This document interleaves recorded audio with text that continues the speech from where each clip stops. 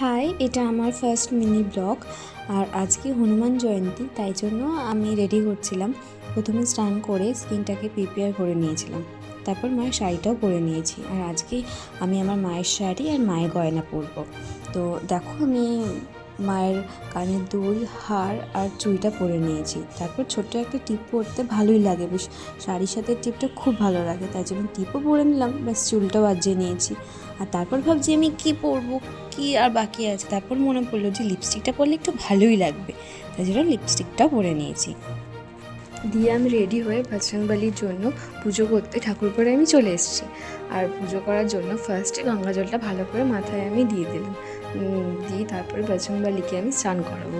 স্নান করানোর জন্য বজরংবলিকে প্রথমে সিংহাসন থেকে নামিয়ে আমি থালায় রেখেছি। থালায় রাখার পর বজরংবলিকে ভালো করে আমি স্নান করিয়ে নিয়েছি। স্নান করানোর পর বজরংবলিকে ছোট্ট একটা টিপও পরিয়ে দিয়েছি। যেরকম আমি টিপ পরেছি সেরকম বজরংবলিকেও একটা টিপ পরিয়ে দিয়েছি। আর এই মালাটা দেখছো, এই মালাটা না আমার মা সকালবেলা ঘুম থেকে উঠে এই সুন্দর মালাটা মাই করে দিয়েছিল। দিয়ে বজরংবলির জন্য এবার আমি ফল কাটছিলাম।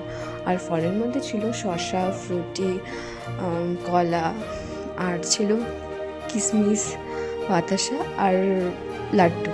লাড্ডু কিন্তু বজরংবলির সবচেয়ে ফেভারিট। তোমরা যারা যারা বজরংবলির পুজো করো তারা কিন্তু অবশ্যই লাড্ডু দিয়ে পুজো করো। আর আমার পুজোয় যদি কিছু ভুল হয় তোমরা কিন্তু অবশ্যই কমেন্টে জানিও। আর সবাইকে সবাইকে আমার তরফ থেকে শুভ হনুমান জয়ন্তী দিয়ে আমি আমার পুজোটা শুরু করে দিয়েছি।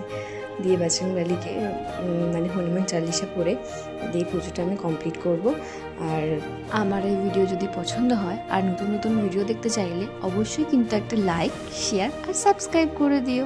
বাই।